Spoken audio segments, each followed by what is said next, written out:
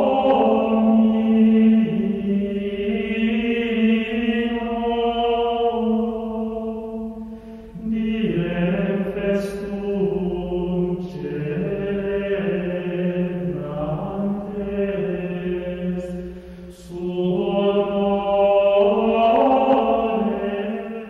think when you know the spiritual quality of retablos, and you know that there are different meanings and intents, you can answer some questions about our humanity, you can answer some questions about ourselves, you can find some relief. It's about a search, a humble approach to finding answers through two art forms. One, retablos. The other, ex votos. The retablos tell of the saints and their role in the lives of the faithful.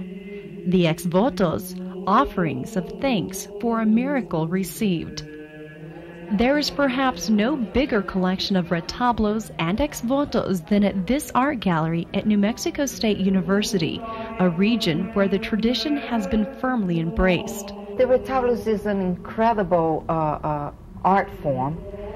In the sense that it represents or expresses people's not only faith and belief, but above all their artistic and their search for art. With their haunting images and levels of artistry that range from crude to enlightened, the retablos and ex votos seem to speak to those who see them. Oh, this is humanness coming into our lives from the spiritual, and it brings us closer to the light or God or whatever interpretation we have of it. What stories lie hidden behind these religious paintings? What did they mean for the people who owned and prayed to them? And what role do they play in our world today? These are the questions that surround El Favor de los Santos. San Antonio de Padua was a Franciscan priest and an advocate for the poor and downtrodden. According to legend, the host of a house where San Antonio was staying saw a radiant light pouring from under the door of the saint's room. Peering through the keyhole, he saw that the source of the light was Christ as a child, seated in the saint's arms. San Antonio de Padua is the patron saint of travelers, sailors, and the poor. He is the finder of lost things and the saint of trivial appeals. Los santos son intermediarios entre Dios Padre, el Espíritu Santo, Jesús, y el hombre. Dios Padre es sumamente abstracto, el Espíritu Santo todavía más. Ni siquiera se le representa como un ser humano, sino como una paloma.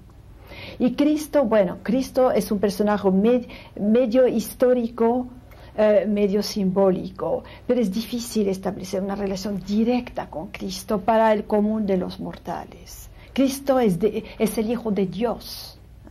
En cambio, un santo es ante todo un hombre, fue un ser humano, con características que le hicieron merecer estar en la gloria. Pero en fin, tuvo sus debilidades, sus flaquezas, conoció al menos las debilidades de la humanidad. Y entonces aparece como un mediador más cercano. Creemos en ellos porque hemos logrado muchos milagros de ellos. Y de allí nos nace, a cambio de sus milagros, hacer su retablo y venírselo a traer, porque nos hizo la maravilla es que ellos son los abogados de nosotros, ellos que están cerquitas del Señor, ellos abogan por nosotros, le piden que les conceda hacernos el milagro, y si el Señor se los concede, ellos no lo hacen. San Ramón Nonato lived during the 13th century. His name means not born, as his mother died while giving birth. As a member of the Mercedarian order, he gave himself in exchange for Christian hostages held by Muslims in Algiers. In order to keep him from converting other prisoners, the governor had his lips pierced and locked them shut. San Ramón Nonato is the patron saint of secret-keeping, midwives, childbirth, and pregnant women, and of the falsely accused. El caso de San Ramón Nonnato también, un personaje que nace gracias a casi un milagro, porque lo sacan del vientre de su madre que acababa de morir. Y después que va a ser prisionero. Entonces, todas las advocaciones de los santos, o los santos, tienen una cierta especialización de acuerdo a lo que ellos sufrieron y sobre todo lo que ellos superaron, para que nosotros nos quedemos nada más en el sufrimiento. The cult of the saints was the cult that developed as a result of the church trying to get people to see in the lives of exemplary people a number of values that they wanted to promote. Thus, for example, the martyrs, Saint Sebastian, we think of as a martyr of the church and as an important saint because he died defending the Catholic religion, okay, and would not deny his Christianity. There have been other saints that were known for their acts of charity, acts of virginity, acts of purity, acts of kindness, and all of these are human qualities that are believed to be important to lead a model and moral life, and so the saints are supposed to serve as role models, examples on how you should live your life. When the Spanish conquistadores arrived in the New World, they brought with them the Catholic religion and its array of icons, all portrayed through art. The Church was in the midst of the Counter-Reformation, a reaction against the growth of Protestantism. The Counter-Reformation was an effort to revive enthusiasm within the Church and increase numbers through evangelicism. And it's this Reformed Catholicism, either in the experimental phase that's before the Protestants, that is, say, from 1490 to 1550, or in the more orthodox phase that came after Protestantism, which is 1560 and on. It's this Reformed Catholicism, which was the faith that was established in the New World, first by Franciscan and then Dominican missionaries, and later by other groups, the Augustinians, the Jesuits, and so forth.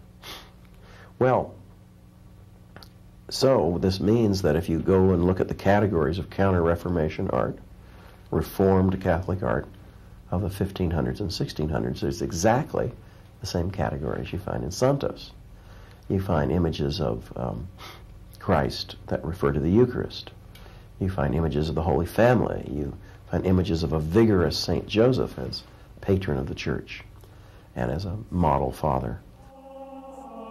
Among all the suitors for the hand of La Virgen Maria, legend tells that San Jose was chosen because his was the only staff that bloomed. He is shown always with his flowering staff, dressed in green and yellow, the colors of fertility, hope, and regeneration, and marriage, faith, and fruitfulness. He is the patron saint of carpenters and is considered a model for the ideal husband and father.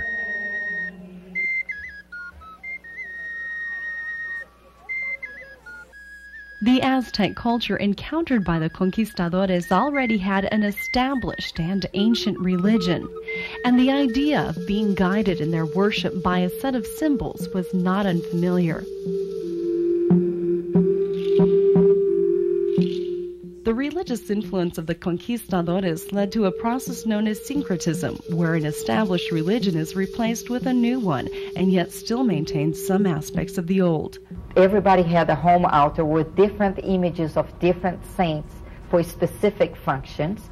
And when the Catholic Church came into the New World in the midst of the Counter-Reformation, that was the time when evangelization became a stronghold of the Catholic Church, and art was used as a propaganda for the Catholic Church, they absorbed that already existing faith of the people. I think that pre-Columbian religions were very visual, that you had cult images, some of them rather horrible, of these fantastic gods that they had, and it was just trading one set of gods for another from an artistic point of view.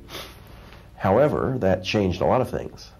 It changed the way these images were presented, and a European formula replaced the pre-Columbian or pre-Hispanic indigenous formulas, not simply in terms of the thing portrayed, but in the way it was portrayed. Sometimes the religious orders have been very accommodating, saying that they will simply try to bring these customs, these behaviors, these religious activities into the orbit of the Catholic Church, and as I said, baptize the pagan saints, or baptize the pagan shrines by building a church around it, and thus conjoining the Catholic meanings with the much more ancient indigenous meanings. But then at other times they've tried to destroy it. They've pursued and killed and persecuted individuals that were worshiping at these shrines, filled them in with sand, destroyed them, kept soldiers there to make sure that people didn't worship there.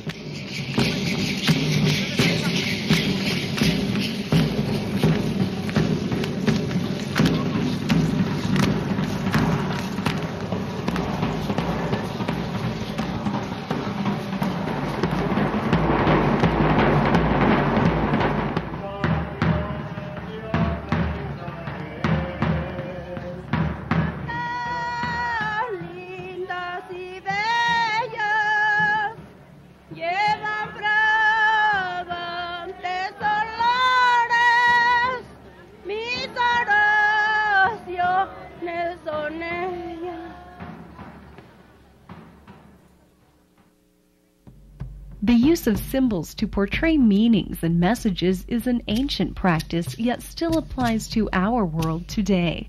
When we're looking at symbolism, we're looking at something that's very common in the modern world.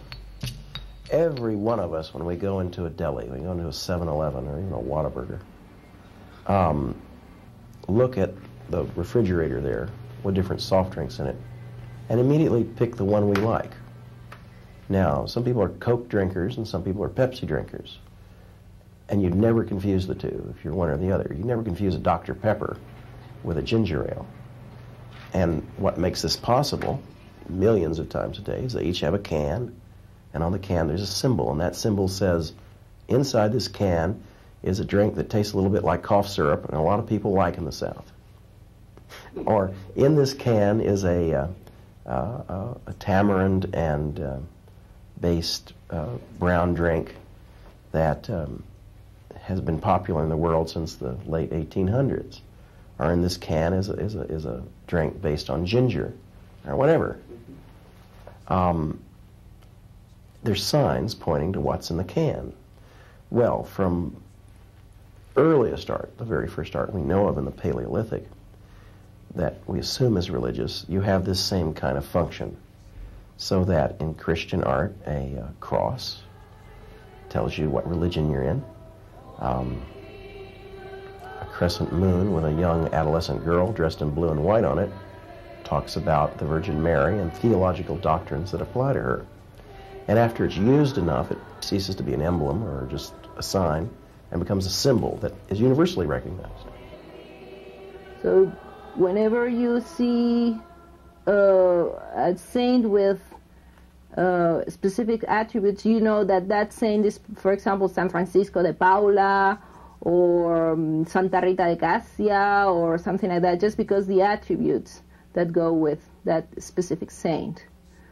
And those attributes also is part of the history of that specific saint. Like I don't know, like Santa Lucia. She suffered martyrdom, and I think that they removed her eyes or something like that. Pretty ugly, but you see always Santa Lucia with plate with two eyes there, so you know that's Santa Lucia. San Isidro de la Cabeza was a man of great faith, but also an extremely hard worker. He worked so hard that he could not go to church, so God sent him an angel to help him with his labors in order that he could resume his devotions. San Isidro is the patron saint of farmers and is responsible for the harvest and good weather.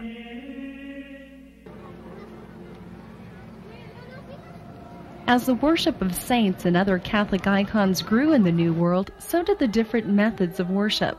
In Mexico, one of the most popular forms of representing Christ, La Virgen, and the saints was the retablo, a word derived from two Latin words, retro and tabula, which literally means behind the altar, where retablos were traditionally placed.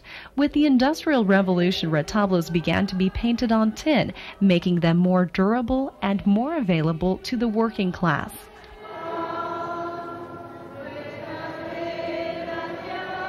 Spanish missionaries in the New World were intent on using their symbols to replace those of the Indians. They quickly set up workshops for the production of religious artwork, especially retablos.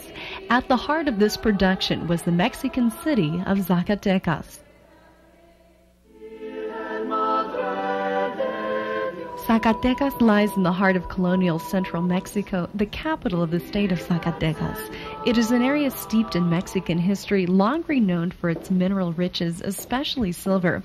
Since it was first settled by the Spanish, Zacatecas has also been known as an area of religious zeal, nicknamed La Evangelizadora del Norte, or the Evangelist of the North. As early as the 16th century, missions were established in and around the city, funded by the wealth being produced by the mines. While the first purpose of the missions was conversion, they also served as workshops where religious images brought from Europe were reproduced. The rich history of mining and the dangerous lives lived by the miners also contributed to the deep devotion to certain symbols by the people of this area. Edificando varios altares en cada nivel. El Santo Niño de Atocha viene siendo una de las tres imágenes más visitadas que hay en la República Mexicana por la fama de ser muy milagrosos. Altars dedicated to icons such as the Santo Niño de Atocha were built deep within the mines with the hope that they would watch over the miners in their treacherous work. Miracles that have occurred in mines are portrayed in ex votos. En el mineral del Santo Niño, el día 14 de septiembre de 1944, después de haber entrado a la mina. In the Santo Niño mine on September 14th of the year 1944, after having entered the mine, 14 miners were left trapped after a rock slide sealed the entrance, and having lost all hope of being rescued, they entrusted themselves with great fervor to the mercy of the miraculous image of the Lord of Villaseca. Having been granted their lives after 11 days in the mine, with many thanks we dedicate this to him. Con el mayor agradecimiento le dedicamos el presente. The 19th century in Mexico was a violent time. Wars were fought, power was constantly changing hands, and countless lives were lost. Amidst this uncertainty, a need for spiritual guidance added to the Mexican people's increased use of retablos and ex votos. I think the period of the 19th century in Mexico was an incredible turmoil in their political system. There was over 30 changes of government in 19th century Mexico, and towards the end of the century some of the reform governments tried to pretty much boot the church out of the country and really restrict the Catholic Church in its mission. And at that time of turmoil and the government trying to restrict the church, people turned to this household art form, the retablo, for worship in their home. That's the way they got their strength, you know, to pray to these saints and or Christ or Virgin Mary, and it was their only hope. They didn't have anything else. It was their only hope and their only strength. It was the only stable thing in their lives, and in a very unstable situation in Mexico at that time. There was an explosion in number beginning in the mid-1800s, and this is reflecting socioeconomic development, where patronage at a lower middle class or working class level was able to afford such an object. And part of that is driven by the availability of the tinned steel support, where what would have earlier been a very expensive thing to do became a very cheap thing to do. The retablos itself, you can tell that they were placed in a house.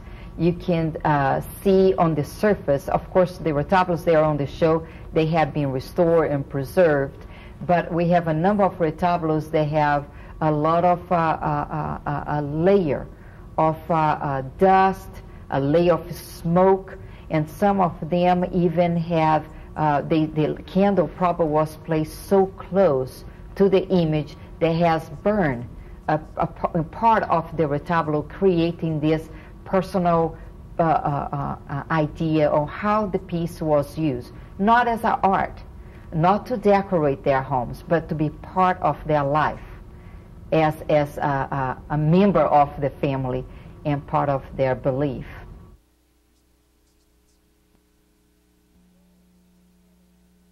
The role of the santero, or maker of saints, was also very important within the church and community. Entonces mi abuelo me decía, para este miércoles de ceniza tenemos que tener, vamos a decir, un San José listo para la parroquia.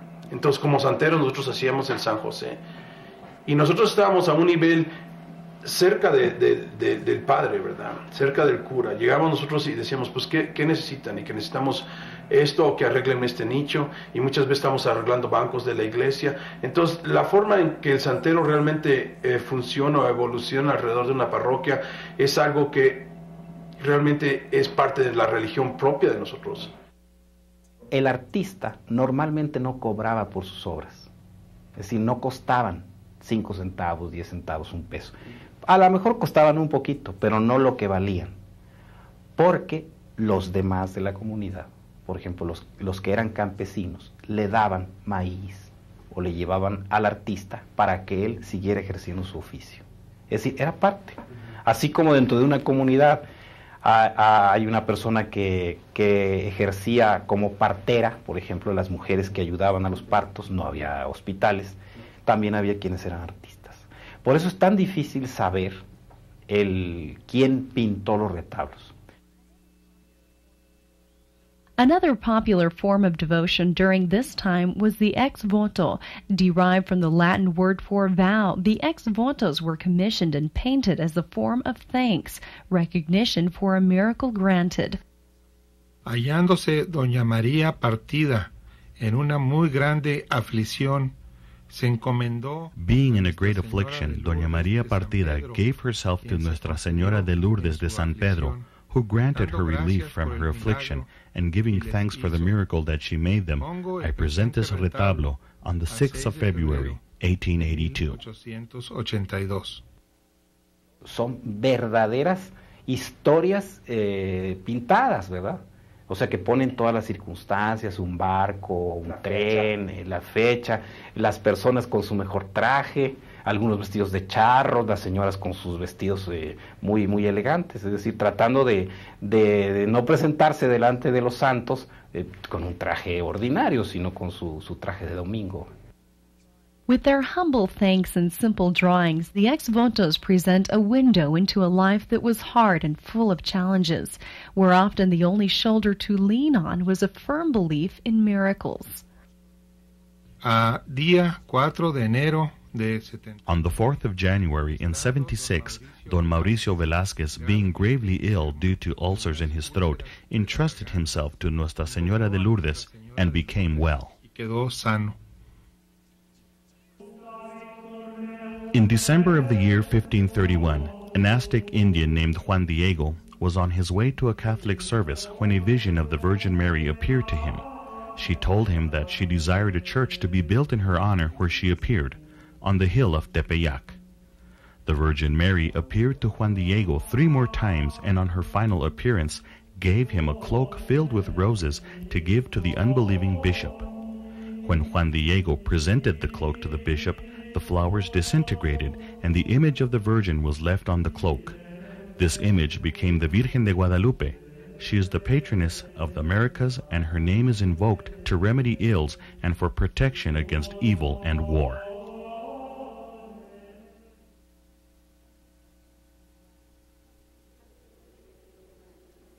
As the centuries progressed, cults began to develop around certain icons particular to Latin America.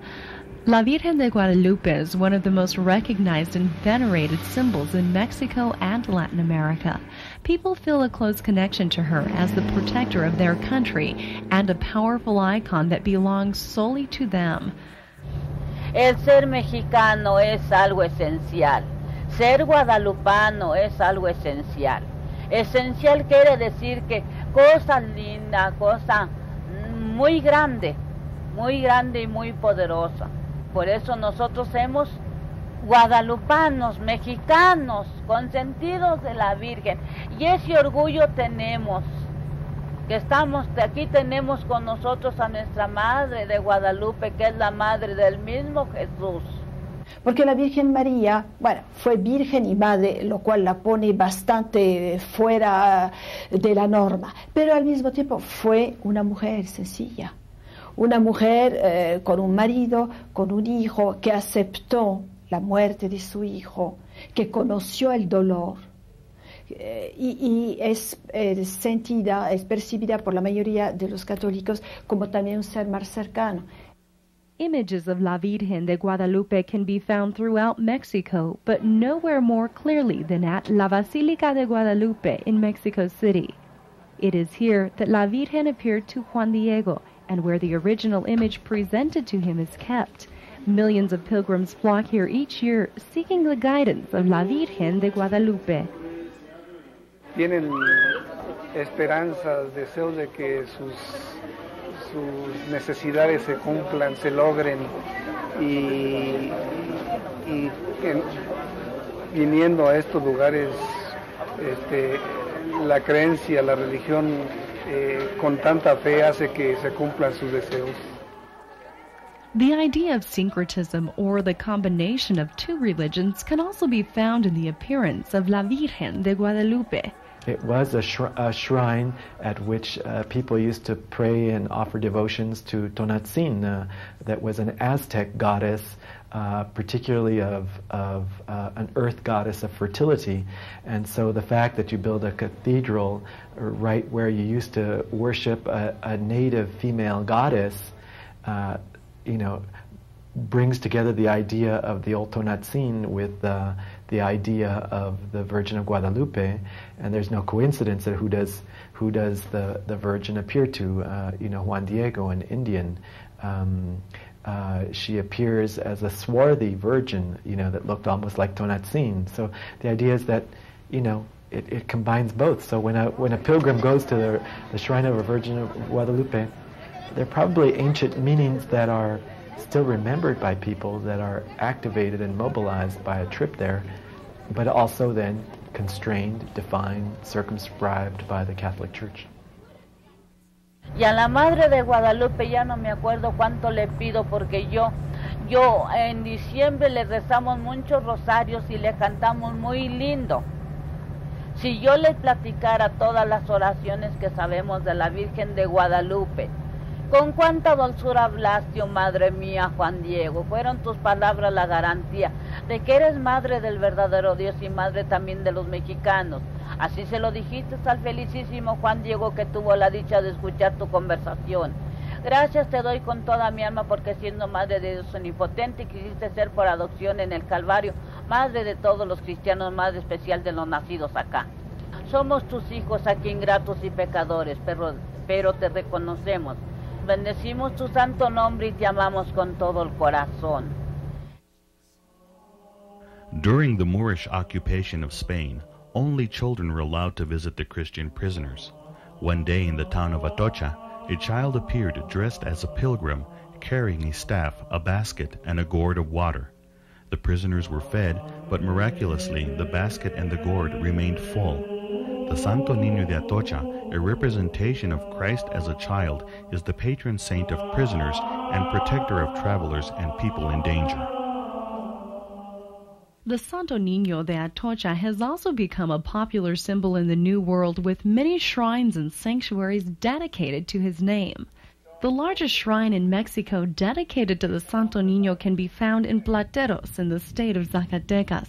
The walls of the sanctuary are lined with ex-votos offering thanks to the Santo Niño. Es decir, que cada uno de estos retablos es el testimonio de un milagro realizado, ¿no? un milagro contestado. Entonces eso es muy bonito, ¿no? Venir a ver todo esto. Desde cualquier punto de vista, ¿no? Si uno los ve como una persona creyente, tienen un significado, ¿no? Si tú los ves como, si eres un poco sociólogo, historiador o lo que sea, para todos tienen una lectura, ¿no? Eso es lo importante de todos estos testimonios, ¿no?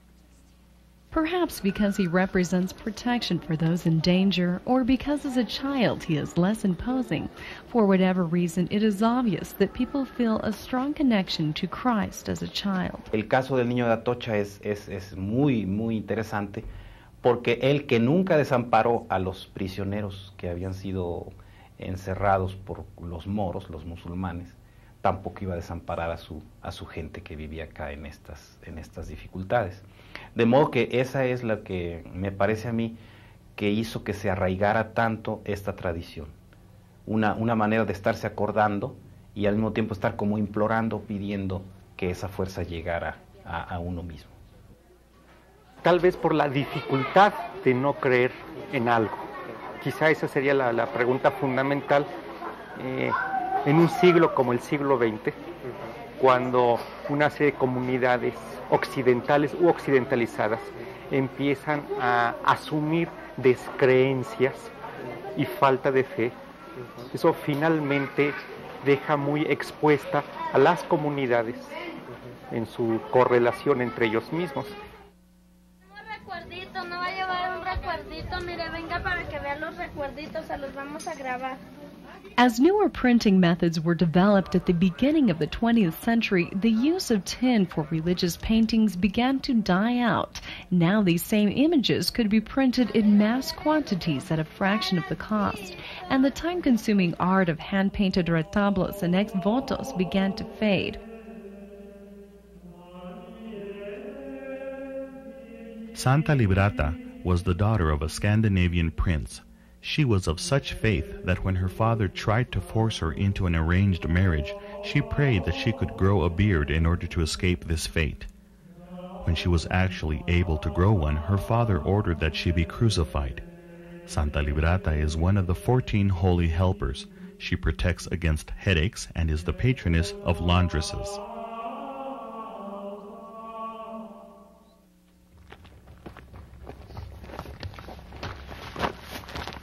In the same spirit that motivates artistic creations, these pilgrims are on a quest. In the city of Las Cruces in southern New Mexico, the Tortugas Indian tribe has been making yearly pilgrimages to the top of Tortugas Mountain for nearly a century, a sign that although new technologies may change the form in which icons are portrayed, their traditions today remain strong, deeply rooted in the faith of the people. The Pueblo people in this valley, all up and down the Rio Grande Valley, as far north as Taos and further south than Tortugas, have always had as a tradition to travel to a mountain, to travel to the mountains, to pray. Here in this valley, we have made Tortugas Mountain our holy mountain. Every year from December 10th through the 12th, members of the tribe living in and around Las Cruces and from across the United States gather for the fiesta of Our Lady of Guadalupe. When the pueblos were Christianized by the Franciscanos, we converted to Jesus Christ. We were baptized in the Catholic Church. We believe that the Virgen de Guadalupe came here to the Americas for us, for all people in the Americas, but especially for the native people. She's ours, she's special. She is our connection to the Catholic Church, to Jesus Christ, to God.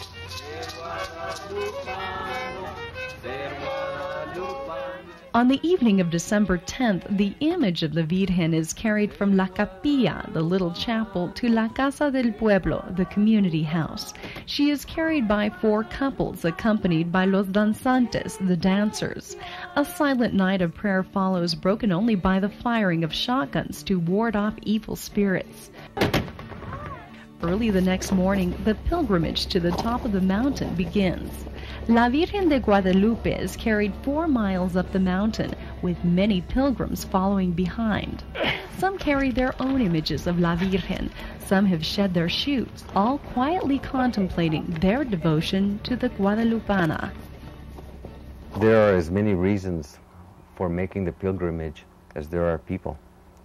Some people come in thanksgiving. Many people make a promesa, a promise, to come once. I have known of people who made a promesa to come for life and keep it. I know of people who have come for 40 or 50 years until the day they die.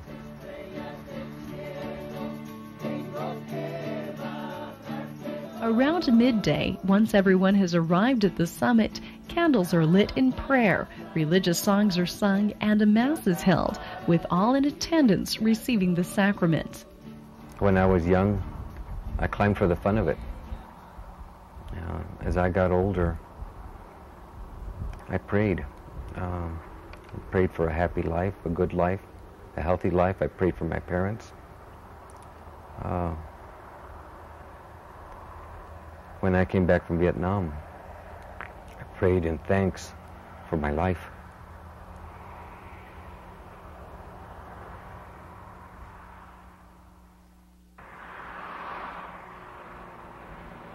I would walk every year with my brothers and sisters, would make a promise for my dad when he was ill. We'd always walk, that he'd be better.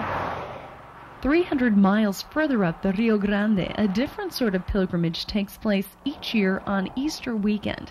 I ask for blessings for the whole entire family, that we can all continue to be the united family that we are, and that I ask for blessings for my mother, that during her sickness that she can be as healthy and comfortable as she possibly can, because she's very sick right now. These pilgrims are making their way to El Santuario de Chimayo in this northern New Mexico village. They come in search of help, prosperity, healing, guidance. Everyone has their own reason for making the journey, some from as far away as Albuquerque, nearly 85 miles to the south. One thing about this, you got a lot of time to think. You don't have, I got my music and stuff, but you think about a lot of things, and so many miles down the road, you're like, nothing else matters. You're just fortunate to be alive and able to be healthy enough to walk. It is the legend of the Santuario that draws the thousands of pilgrims who make their way here each year. It tells of Bernardo Abeita, whose family originally owned the land on which the Santuario is built, who one night near the end of the 19th century saw a light coming from the ground. He started to dig and found that the source of the light was a crucifix. He recognized this to be a miracle, and since there was no parish in Chimayo at the time, Bernardo and other members of the community took the miraculous crucifix up the road to the town of Santa Cruz. The next day, the crucifix was gone and was rediscovered once again in Chimayo. It was returned to Santa Cruz and again was found the next day in Chimayo. This happened 3 times before it was decided that the cross must remain in Chimayo, and the Santuario was built on the site. Today, Chimayo is the most visited religious sanctuary in North America. Perhaps coincidentally, perhaps not, this site was a place of worship for native peoples long before the arrival of the Spaniards. Pilgrims take with them sand from within the Santuario, which is believed to have healing powers. Crutches and testimonies to miracles received line the walls of the sanctuary, and crucifixes made from sticks are placed along a fence outside. Y como conseguían muchas de las cosas que pedían, pues hay este espíritu de fe en Dios y los santos. Del Padre, del Hijo y del Espíritu Santo. Much of what the Santuario de Chimayo is today is owed to this man, Father Roca, who came to Chimayo from Spain in the 1950s. He was responsible for establishing a parish in this area, creating and uniting the several missions throughout the small villages of this area of northern New Mexico. Father Roca is practically synonymous with the Santuario de Chimayo, and he welcomes the pilgrims this year as he has for nearly 50 years. Some of the pilgrims have been making the journey nearly as long as Father Roca has been in Chimayo. My father-in-law, about 20-some years ago, started a walk from Albuquerque, and he got all the way to the turnoff there by the bridge, and he never got to finish it. And so my mother-in-law had mentioned it, so I said, well, I'll finish it for him, and I've just been kind of doing it ever since, now probably almost 20 years. My ego feather, my brother gave me this. He's having trouble with his health now, so I'll carry this for you, bro, and I'll take it up there and put it in the sand, and yeah, I'll help you out and anything positive. I feel like a spirit comes through you. I feel like God watched me, He guided me through it, and we do suffer a lot as we walk far, but it's worth it. It's worth the journey. San Jerónimo lived during the 4th and 5th centuries. He was born in the Balkans and was a great scholar and the doctor of the Church, responsible for revising the Gospels and Psalms. His greatest accomplishment was translating the Vulgate, or Old Testament, from the old languages into Latin. San Jerónimo was an ascetic and lived the life of a hermit in the deserts of the Middle East. He is shown contemplating the symbols of his penitential life, the hat and robe of a cardinal and a lion. San Jerónimo is the patron saint of librarians.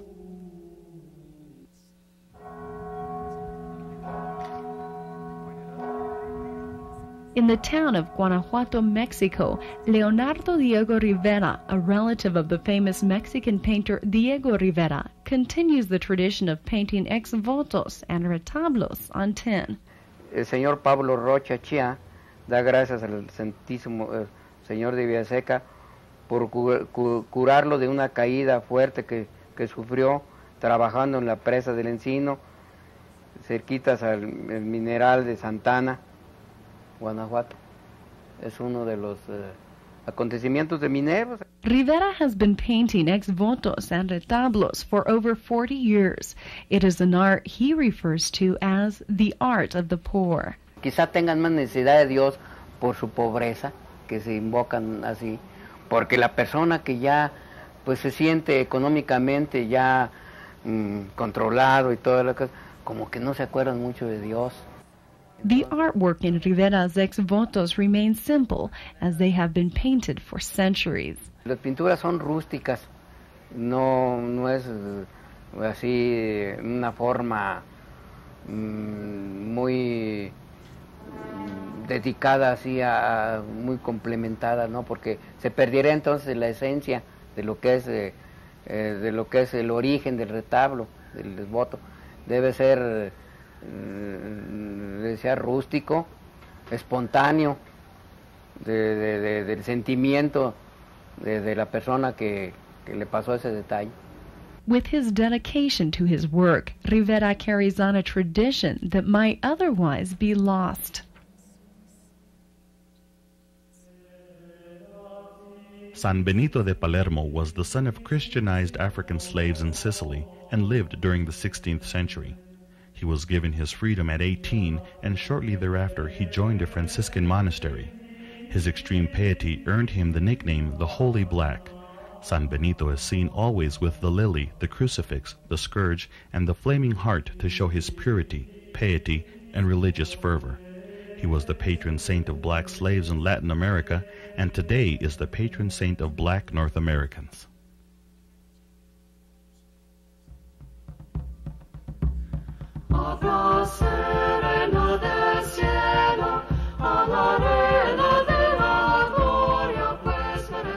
Well, it's a naive, almost primitive style. It's very personal. It's interesting the way the time and space and the images are secondary to the purpose of the image, especially in the ex votos. how the artist would have a particular event that they were recording, and the way they would place the images on the tin plate or on the paper. There wasn't a lot of attention paid to balance and symmetry and the things that you sort of think of as artistic, but it's very personal. So I appreciate that more. A huge retablo exhibit like this one shows an expanding interest in this art form, artistically, but also in a religious and cultural sense. I hope those people who just take a casual glimpse really ask the deep questions. Why are these art forms there? How did they get there? And what have they meant for our communities over the years? You ask those questions, you're going to find a lot of history, a lot of story. We decided to do a very broad contextual exhibition going from the Aztecs all the way to 20th century, and how these 19th century pieces fit in within the pre-Columbian, the academic Baroque pieces from Mexico, and the 20th century altar that is also in the exhibition. Hundreds of hours of work went into preparing the show, including the painstaking process of restoring the retablos, many of which have seen extensive use. I think it's this whole project is really important. First of all, because it's gonna make a precedent of it's going to be the first time that someone is going to make this kind of conservation. There is no literature about conservation in paintings on tin, oil paintings on tin. There's no literature about that. And no huge investigation or research about how to conserve this type of tins. And that was one of the challenges for all of us, because there is nothing reading, there is no research about it, and we had to make all kinds of tests until we end up with the best conservation treatment. So that's really important, because I think that we are the first ones that we are doing something like this. Along with a growing interest in the artistic and cultural aspects of retablos has come a commercial interest, a fact that has some people worried. Ya casi está perdida. Ya casi está perdida, sobre todo porque se les ha puesto precio. Y yo distingo entre precio y valor. Es decir, no todo lo que vale cuesta. Y modernamente creemos que lo que cuesta vale, ¿no? No siempre lo que cuesta vale. Un amanecer aquí en el Nuevo México no cuesta nada y vale mucho. Entonces, creo que actualmente la comercialización ha causado que ya se pierda bastante una tradición que básicamente era gratuita. Entonces ahora ya se valora el artista, se compra a un precio que según la Galería de Santa Fe o la Galería de Nueva York. Y hay gente que viene aquí y dice que estoy comprando una casa fabulosa en Santa Fe, necesito uno de estos. Y se van con la cara caída a veces porque le digo, no lo puedo hacer, ¿verdad? Y no se puede hacer porque sencillamente sabes que está yendo a un lugar en donde lo van a explotar. Entonces no hay explotación en este tipo de arte. Este no es un tipo de arte, ese es un tipo, vamos a decir, de sentido religioso. Y hay gente que tiene la tendencia de que si se está vendiendo tienen que vender más o tienen que hacer otro. Es precisamente porque yo hago la cuestión religiosa en un porcentaje bajo. Y si más gente quiere el arte que yo hago contemporáneo, hago abstracto, hago southwestern, que le llaman, y hago cosas que la gente realmente no puede ni entender que hice, ¿verdad? Y luego, pero no voy a poner una cosa comercial mis santos. Ya no hay esta particularización, esta individualización del lugar, de la fecha, del acontecimiento preciso, del nombre del beneficiado. Es algo absolutamente abstracto. Entonces, me parece que si se vuelve tan abstracto y anónimo, el retablo ya pierde la función que yo señalaba, ¿no? De integración de la experiencia personal dentro de la gran esfera religiosa que va desde el nacimiento de Cristo hasta el año del jubileo, y esta dimensión, este espesor terrenal y sobrenatural. Estos pedacitos, estos cuadritos, rectángulos de mármol ya no dicen nada a nadie. Porque en el momento en que tú lo quitas de aquí, descontextualizas todo el mensaje, ¿no? Esto es para venir a leerlo y ver qué es lo que es un producto de la fe, ¿no? Y cuando ya está en una exhibición ya es otra cosa, ¿no? Pues yo creo que es mejor verlos aquí, ¿no? Es mejor verlos aquí, dicen más y incluso cada uno tiene una historia y yo, por ejemplo, me gusta leer e imaginarme todo el contexto en el cual fue escrito, ¿no? Y pintado. Whether or not meaning is being lost through commercialization, there is no doubt that faith in the saints remains strong. For example, Our Lady of Light, she became now in modern times the patron saint of the electricians, which they didn't have in the 19th century, so early 19th century. So in the 20th century, they accommodate and they modify Our Lady of Light, so electricity. So she is going to be the patron saint of the electricians. So there is this accommodation and change and modifications. Aside from their religious intent, retablos are being appreciated in other ways. One of the great gifts to aesthetic appreciation that modern abstract art has given us is that expressions of popular art, so-called tribal or folk arts, have from the very beginning of this century been appreciated, not just for their anthropological value, but for their artistic values. And modern art posits that academic training is not essential to artistic achievement. And I think it's something that everyone accepts, so that an untrained artist in Zacatecas, north central Mexico, or more likely in a small city outside of Zacatecas, could, with only the humblest of artistic training, only the rudest of techniques, express him or herself and express the values that the image wanted to express magnificently, but within the rubric of what we call folk art. You know, I think there's a definite need for spiritual relevance in our society. I think you can find some relief in knowing that there are santos for grief, santos for support, santos of love, and things like that. I think we need those reminders that we have sources of support for humanity and for ourselves. Esto ayuda a la identidad, es decir, estas son las raíces del pueblo, ¿no?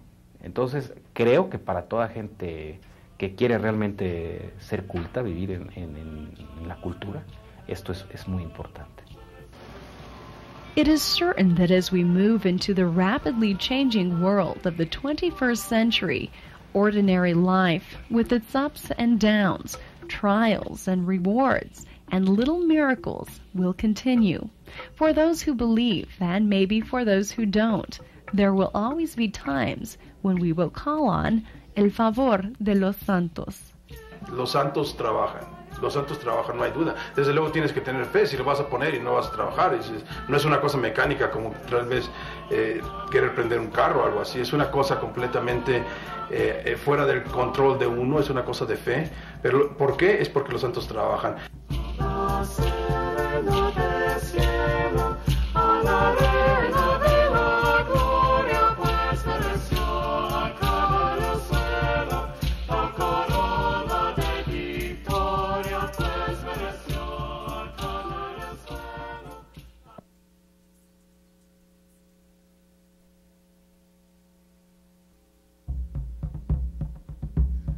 Abrace